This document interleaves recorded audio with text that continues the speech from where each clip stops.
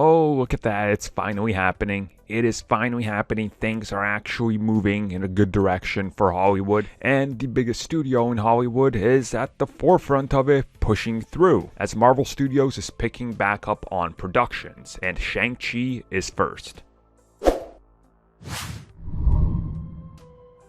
So Shang-Chi has transitioned a lot of its production over to Australia, and a brand new local news channel there did report that film crews, construction on film sets, and everything has returned to the area. And in the next couple of days, or they might have already started, Shang-Chi and the Legend of the Ten Rings will be resuming production, and they of course will be aiming to deliver on that release date next year. Now of course this is pretty big all things considered, and you have to really think that Marvel Studios wants to be sort of the one that's pushing forward with this. And not to take anything away from Shang-Chi and the Legend of the Ten Rings, but this is a smaller film when you consider the whole story premise and how many characters you're going to get in it and the amount of superpowers you're going to see, as opposed to something like, let's say, shooting Doctor Strange, right? Because again, it's completely different beasts, because one is going to include so many more people because of the multiverse and everything. But it's good to see that this is how they're going to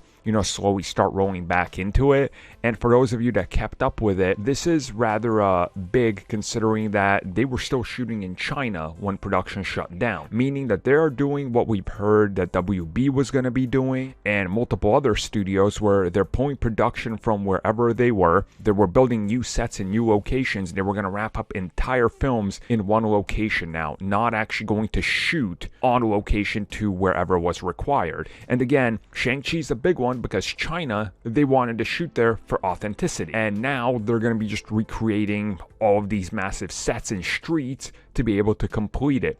But it's understandable why they're going to be doing, and I think this is a good sort of barometer to be able to gauge as to what the future of this is going to be. Because if this works out for them, I could see all production switching to this style where Australia, one is going to end, they're just going to roll right into the next film. That film ends, roll right in there, and having to not move around as much, keeping as much of the same cast and crews as you can, because from project to project you're definitely going to need some consistency. So if they can keep some of the same second unit directors or something, and maybe even promote some from within, I think that's what they're going to do. So this is pretty massive, and it's good to see that things are getting back to some sort of normal life, all things considered.